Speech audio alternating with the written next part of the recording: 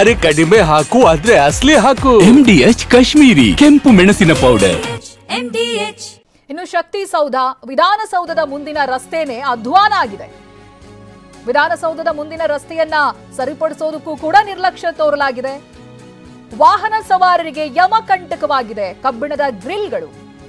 ರಸ್ತೆ ಮಧ್ಯೆ ಇರುವಂತ ಕಬ್ಬಿಣದ ಗ್ರಿಲ್ ಕಿತ್ತೋಗಿದ್ರೂ ಕೂಡ ಅದ್ರ ಕಡೆ ಯಾರೂ ಗಮನ ಕೊಡ್ತಾ ಇಲ್ಲ. ಪಶ್ಚಿಮ ದ್ವಾರದ 2ನೇ ಗೇಟ್ ಬಳಿ ಕಿತ್ತು ಬಂದಿದೆ ಕಬ್ಬಿಣದ ಗ್ರಿಲ್. ನಿತ್ಯ ಸಿಎಂ ಡಿಸಿಎಂ ಓಡಾಡುವಂತ ರಸ್ತೆಯಲ್ಲೇ ಹೀಗಾದ್ರೆ ಹೇಗೆ? ಗ್ರಿಲ್ ಹಾಳಾಗಿದೆ. ಬೇರೆ ಬೇರೆ ಭಾಗದ ರಸ್ತೆಗಳು ಯಾವ ರೀತಿಯಾಗಿ ಅಧ್ವಾನ ಆಗಿರ್ಬೇಡ ಹೇಳಿ. ಇದು ವಿಧಾನಸೌಧದ ಮುಂದಿನ ರಸ್ತೆ. ಇದು ನಮ್ಮ ಪ್ರತಿನಿಧಿ ಶಿವರಾಜ್ ಕುಮಾರ್ ಇದಕ್ಕೆ ಸಂಬಂಧಪಟ್ಟಾಗಿ ಒಂದು ಪ್ರತ್ಯಕ್ಷ ವರದಿ ಕೊಟ್ಟಿದ್ದಾರೆ, ಬನ್ನಿ ನೋಡೋಣ. Silicon city Bengaluru, brand Bengaluru ಅಂತ ಪುಂಖಾನುಪುಂಖವಾಗಿ ನಮ್ಮ ರಾಜಕಾರಣಿಗಳು ಪುಂಕ್ತಾ ಇರ್ತಾರೆ. ಆದರೆ ವಾಸ್ತವದಲ್ಲಿ ನೋಡಿದ್ರೆ ನಿಜಕ್ಕೂ ಕೂಡ ಎಷ್ಟು ಮಟ್ಟಿಗೆ ಬೆಂಗಳೂರು ಅಧ್ವಾನವಾಗ್ತಾ ಇದೆ ಅನ್ನೋದನ್ನ ನಿಮಗೆ ತೋರಿಸ್ತೀನಿ.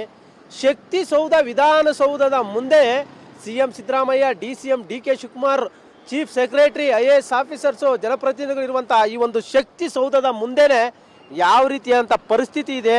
ಈ ಒಂದು GBA ಪಾಲಿಕೆಯವರು ಬೆಂಗಳೂರು ಅಥಾರಿಟಿ ಏನಿದೆ, ಗ್ರೇಟರ್ ಬೆಂಗಳೂರು ಅಥಾರಿಟಿ ಅಂತ ಬೇರೆ ಈಗ ಚೇಂಜ್ ಮಾಡಿದ್ದಾರೆ. ಬರೀ ಹೆಸರುಗಳು ಚೇಂಜ್ ಮಾಡಿಕೊಂಡು ಒಂದು ಬಿಲ್ಡಪ್ ಕೊಡ್ತಾ ಇದ್ದಾರೆ ಹೊರತು ಬೆಂಗಳೂರನ್ನ ಉದ್ಧಾರ ಮಾಡುವಂಥ ಕೆಲಸಗಳನ್ನ ಸರಿಯಾಗಿ ಮಾಡ್ತಾ ಇಲ್ಲ. ನೀವು ನೋಡಿ, ಪಕ್ಕದಲ್ಲೇ ನಿಮ್ಗೆ ತೋರಿಸ್ತೇವೆ ವಿಧಾನಸೌಧದ ಪಕ್ಕದಲ್ಲೇ ಎಂತಹ ಪರಿಸ್ಥಿತಿಯಲ್ಲಿ ನಾವು ಇದ್ದೀವಿ ಅಂತ. ಈ ಒಂದು ನೋಡ್ತಾ ಇರ್ಬೋದು, ಇಡೀ ಗ್ರಿಲ್ ಎದ್ದೋಗಿದೆ, ಕಲ್ಲೆಲ್ಲ ಕಿತ್ತು ಬಂದಿದೆ. ಅದಕ್ಕೆ ಟ್ರಾಫಿಕ್ ಪೊಲೀಸರು ಬ್ಯಾರಿಕೇಡ್ ಅಡ್ಡಲಾಗಿ ನಿಲ್ಲಿಸಿದ್ದಾರೆ. ಸಾವಿರಾರು ಜನರು ಈ ಒಂದು ರಸ್ತೆಯಲ್ಲಿ ಓಡಾಡ್ತಾರೆ. ವೆಹಿಕಲ್ಸ್ ಬರ್ತವೆ. VIP ಮೂವ್ಮೆಂಟ್ ಇರುವಂತ ಜಾಗ. CM Siddaramaiah, DCM DK Shivakumar, ನಗರಾಭಿವೃದ್ಧಿ ಸಚಿವರು ಕೂಡ ಇದೇ ಜಾಗದಲ್ಲಿ ಈ ಒಂದು ಭಾಗದಲ್ಲಿ ಓಡಾಡ್ತಾರೆ. ಈ ಬೀದಿ ನಾಯಿಗಳ ಕಾಟ, ಕಸದ ಸಮಸ್ಯೆ, ನೂರಾರು ಸಮಸ್ಯೆಗಳನ್ನು ಇಟ್ಕೊಂಡು ಇದು ಬ್ರಾಂಡ್ ಬೆಂಗಳೂರು ಅನ್ನೋ ಒಂದು ಬಿಲ್ಡಪ್ ಬೇರೆ ಕೊಡ್ತಾರೆ. ಈಗ ಒಂದ್ ಕಡೆ ಬೀದಿ ನಾಯಿಗಳ ಕಚ್ಚಿ ಜನ ಸಾಯ್ತಾವ್ರೆ, ಮತ್ತೊಂದ್ ಕಡೆ ಕಸ ಸಮಸ್ಯೆ. ಅಂದ್ರೆ GBA ಅಂದ್ರೆ ಗ್ರೇಟರ್ ಬೆಂಗಳೂರು ಅಲ್ಲ ಸರ್, ಗಾರ್ಬೇಜ್ ಬೆಂಗಳೂರು ಅಂತ. ಇದು ಅವರು ಗ್ರೇಟರ್ ಬೆಂಗಳೂರು ಅಂತ ಹೆಸರಿಡಬಾರ್ದು, ಗಾರ್ಬೇಜ್ ಬೆಂಗಳೂರು ಅಂತ ಹೆಸರಿಡ್ಬೇಕು. ತುಂಬಾ ಭಯ ಆಗ್ತೈತಿ ಓಡಾಡಕ್ಕೆ. ಬಹಳ ಭಯ ಅನ್ನೋದೇನು ಸರ್, ಜೀವನ ಉಳಿಯೋದು ಕಷ್ಟ ಸರ್. ಬಿದ್ರೆ ಆ ಥರ ಆಗ್ಬಿಟ್ಟಿದೆ ಇದು. ನಾವು ಇನ್ನೇನು ಸರ್ ಕೇಳೋಣ? ಸಾರ್ವಜನಿಕರು ಒಳ್ಳೆ ಮೋರಿ, ನೀರು, ಚರಂಡಿ, ಟಾರು, ಇನ್ನೇನು ಅವ್ರು ಆಸ್ತಿ ಮನೆ ಕೇಳ್ತೇವ? ಇಲ್ಲ. ಅದು ಬಿಟ್ಬಿಟ್ಟು ಇವರು ಕಾರಲ್ಲಿ ಓಡಾಡ್ಕೊಂಡು ಅವ್ರು ಓಡಾಡೋ ಜಾಗ ಎಲ್ಲ ಸಿಮೆಂಟ್ ಹಾಕೊಂಡು ಜಾಲಿಯಾಗಿ ಟ್ರಾಫಿಕ್ ಜಾಮ್ ಮಾಡ್ಕೊಂಡು ಹೋಯ್ತಾರೆ. ಅದನ್ನು ಕಣ್ಣಿ ಕಾಣಿಸಲ್ಲ ಸರ್ ಇವರಿಗೆ. ಇನ್ನೇನು ಸರ್ ಹೇಳೋಣ ಈ ಗೌರ್ಮೆಂಟಿಗೆ? ಕರ್ನಾಟಕದ ಜನ ಎಲ್ಲ ಹೋಗಿತ್ತದೆ.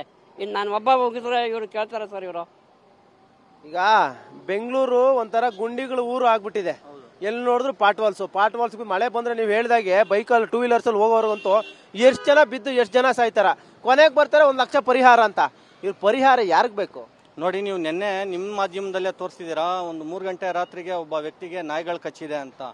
ಒಂದ್ ಕಡೆ ಇವರು ನಾಯಿಗಳನ್ನ ಕರ್ಕೊಂಡೋಗೋದು ಇಂಜೆಕ್ಷನ್ ಮಾಡ್ತಾರೋ ಬಿಡ್ತಾರೋ ಗೊತ್ತಿಲ್ಲ. ತಿರ್ಗಾ ತಂದು ಆ ನಾಯಿಗಳನ್ನ ಅಲ್ಲೇ ಬಿಡ್ತಾರೆ. ನೀವು ಇದ್ರ ಬಗ್ಗೆ ತುಂಬಾ ಕಾಳಜಿಯಿಂದ ತೋರಿಸ್ತಾ ಇದ್ದೀರಾ.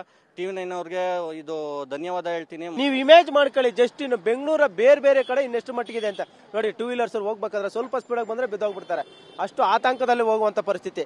ಇಡೀ ಕಬ್ಬಿಣದ ಈ ಒಂದು ಗ್ರಿಲ್ ಏನಿದೆ ಕಂಪ್ಲೀಟ್ ಕಿತ್ತೋಗಿದೆ. ಶಕ್ತಿಸೌಧದ ಮುಂದೆನೆ ಹಿಂಗಿದ್ರೆ ಬೆಂಗಳೂರಿನ ಬೇರೆ ಭಾಗದಲ್ಲಿ ಇನ್ನೆಷ್ಟು ಮಟ್ಟಿಗೆ ಪರಿಸ್ಥಿತಿ ಇರುತ್ತೆ ನೀವೇ ಇಮೇಜ್ ಮಾಡ್ಕೊಳ್ಳಿ. ಅದನ್ನು ನಿರಂತರವಾಗಿ ತೋರಿಸುವಂತ ಕೆಲಸವನ್ನ TV9 ಸತತವಾಗಿ ಮಾಡ್ತಾನೆ ಇರುತ್ತೆ. ಕ್ಯಾಮರಾ ಪರ್ಸನ್ ವಿಷ್ಣುವರ್ಧನ್ ಜೊತೆ ಶಿವರಾಜ್ ಕುಮಾರ್, TV9 ಬೆಂಗಳೂರು. MDH ನ ಕಿಚನ್ ಅಲ್ಲಿದ್ರೆ ನಾವು ಎಲ್ಲವನ್ನು ಮಾಡಬಹುದು. ಬೆಂಗನ್ಕ ಬರ್ತಾ, ಆಲೂ ಗೋಬಿ, ಬೆಂಡಿ ಮಸಾಲಾ, ಇನ್ನೂ ಬಹಳಷ್ಟು. MDH